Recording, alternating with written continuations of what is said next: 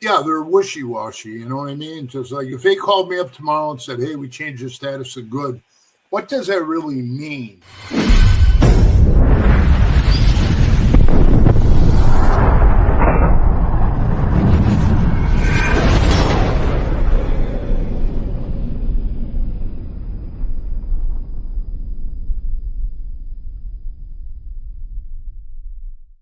Welcome to this episode of Chattin With Staxx. I'm your host, Bill Staxx, and today I got PeeWee. What's up, PeeWee?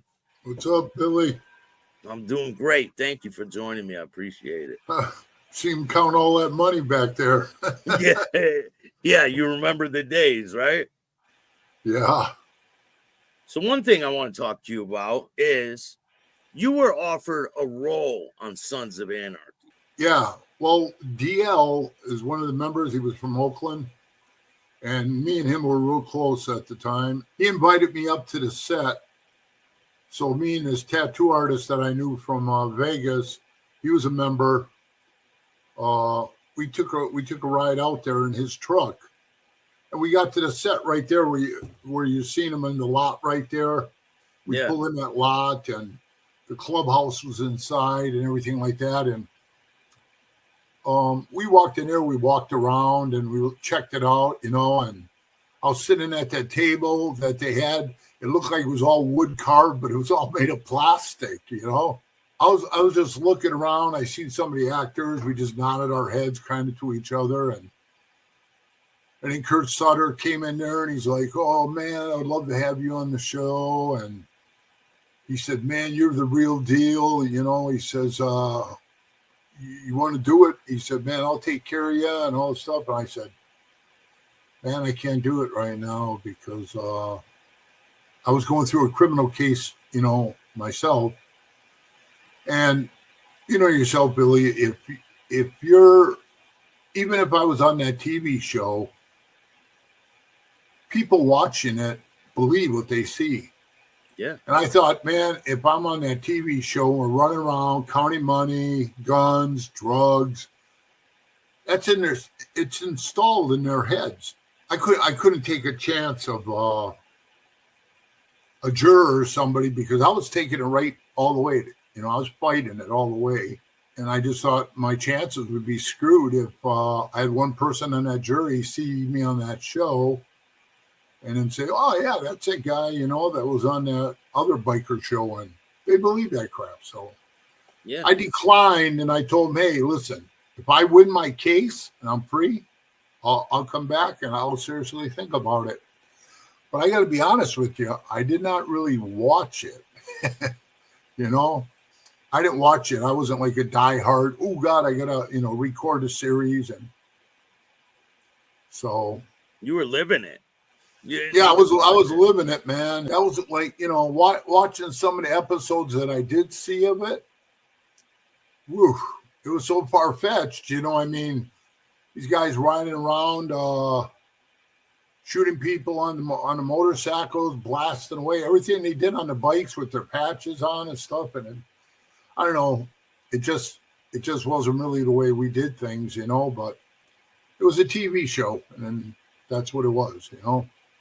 Do you think it kind of hurt the reputation of motorcycle clubs with a show like this? No, I think, seriously, I think it encouraged people, you know, I mean, look how many idiots you've seen riding around with the Sons of Anarchy shirts on everywhere. Man, it was crazy, you know? So I think a lot of people got into it. I don't know if they got into that other show, the Mayans, whatever it was. That's another one I didn't really watch it. I think that some of the characters that played in there, like I didn't get to meet all of them, you know. DL took me over to Charlie's trailer, and I got to meet Charlie, the guy who played Jax, and I got to play. That's my boy right there. Yeah, so you had your patch on when you went there. No, actually, I had a T-shirt on. That picture taken right there with Charlie was in Cave Creek, Arizona. We were at a party, and Sonny and everybody from Cave Creek was there, and Charlie was there, and Kurt Sutter was there, and the Mexican kid with the tattoo on the side of his head that plays on the show. I don't know his name offhand. And Katie Segal, she was there. Really, I said hi to Kurt, shook his hand, and then I just went over and sat down by a bunch of Hell's Angels. We were just sitting there. Everybody was going up to Charlie, taking pictures with them, and they go, "Hey, Pee-wee, aren't you going to go over there and take a picture with Jax?"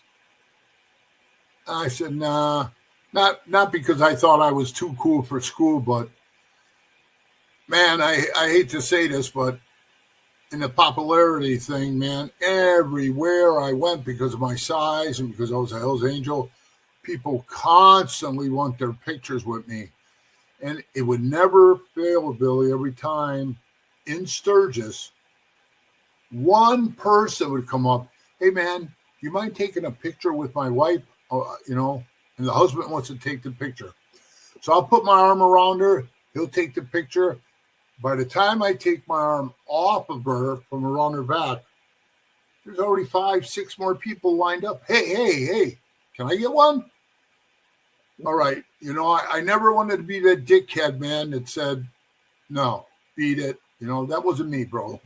Yeah. So, okay. I put my arm around, do another one. Next thing I look, man, I got like 20, 30 people. I'm like, this is too much.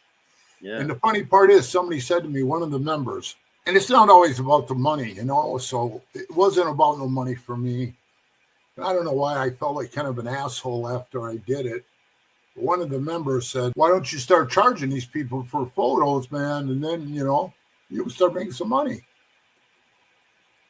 And it wasn't really in me. And that's why I said I feel like an asshole about doing it. I thought, okay, I'll just shoot it out there because I really was getting burnt out on taking pictures. I can't tell you the hundreds of pictures I took. And I said to this guy, he said, "Hey, do you mind if I get a picture with you?" And I said, "Yeah, man." I said, "Just throw me a couple bucks." I didn't even put a price on it. I said, "Just throw me a couple bucks. We'll take a picture, man." And it wasn't about the money, even with the people. So here's what he says: "I'll buy you a drink." I'm not really a big drinker, Yeah. So I knew what the guys at the table were drinking. So I just ordered a drink, and these guys were drinking for free till after about 20 drinks were on the table, and all the ice was melting in the glasses, and the whole table was wet. The drinks were the ice cubes melted in it. They're all diluted. It probably would have been a couple $100 in my pocket, but people more or less want to just buy me a drink to get that photo. And if I'm lying, I'm dying, bro, and you probably seen it. People post constantly on Facebook, on Instagram, that photo of me and that blonde-haired girl. That thing was 25 years ago. And that was in Spokane, Washington. Her husband walked up to me and said, "Can I take a photo of you and my wife?" I put my arm around her. I get, "Hey, man, I saw a picture of you and your ex-wife on the internet." That's not my ex-wife. I don't even know her name. I took a picture with a young lady, and that was it. And I also seen it on, trying to think, on YouTube, what Hell's Angels expect of their women. And they use me and her. It's like, so they're putting it out of context. Yeah, it's funny, they put all this all this hate out there. "Oh, Pee-wee was a rat and shit." Then we find out that I wasn't a rat, and I never did rat on anybody. They never said, "Hey, sorry for calling you a rat" or anything. But now now you see on Facebook and everything with Rick, and Rick does his homework. He really does, man. So he put it out there, Sonny ratted and testified. But that's water over the dam, bro. I mean, I already told you about the time, the other member from Canada testified on me. And everybody's got that quick, Pee-wee did this, Pee-wee did that. But tell you one thing Pee-wee didn't do is ever take the stand. Yeah, yeah. Testify or give anybody's name up, I'll tell you what, that's what PeeWee did. I just stuck to the basics, took care of business, and ran my charter. And you don't know who's in these pictures. They could be someone who cooperated. It could be law enforcement. Right? Have you ever seen anyone get in trouble because of pictures?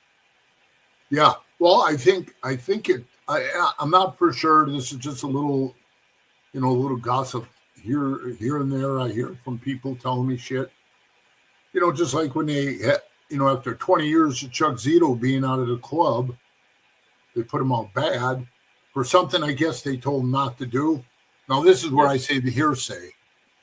They told, from what I heard, they told him, hey, don't do this. What it is, I don't know if it was a documentary, a clip he did. I don't know. I really don't. I don't really give a shit. Someone commented and said, ha, PeeWee is going to be upset that Chuck Zito's not out bad now. I just seen that comment. Yeah, because I really don't care. You know what I mean? If he's out bad or good, I don't talk to him either way. He lives his life, I live mine, but he's got them up his ass, and that's what he likes. So I'm sure when they put him out bad, like I said, he was looking someplace to string a rope up over the, rafters. And so, but now he's good again, so he should be all tiptoeing through the tulips, running around being happy. But why would you want to be involved with something? They put you out bad, and then they take you back. Why would you even want to be around people like that? Is my question. They're wishy-washy, you know what I mean? Just like if they called me up tomorrow and said, hey, we changed your status to good, what does that really mean? Don't mean shit. Doesn't mean that they're going to invite me to the clubhouse for a drink or anything, because that don't happen, Staxx. They don't. I've said this before on other interviews. They don't ever invite members who leave in good. Like if you left in good, and hey, Billy, man, why don't you stop down once in a while, man? Don't be such a stranger, Stop down, have a drink with us, or stop by and say hi. They do it with Chuck Zito because he has a big following, reputation, and so I don't think they do, Billy. I think he imposes himself on them. He's the one that goes looking where they're at, and he tries to be a part of that every chance he gets. I don't see any of them calling him up. Hey, come hang out with us, man. Yeah. No, I really don't. I really don't. I want to ask you about patches. People getting their patch taken either from another club or the police. What's the protocol? And have you seen this before where someone has gotten their patch taken from someone else?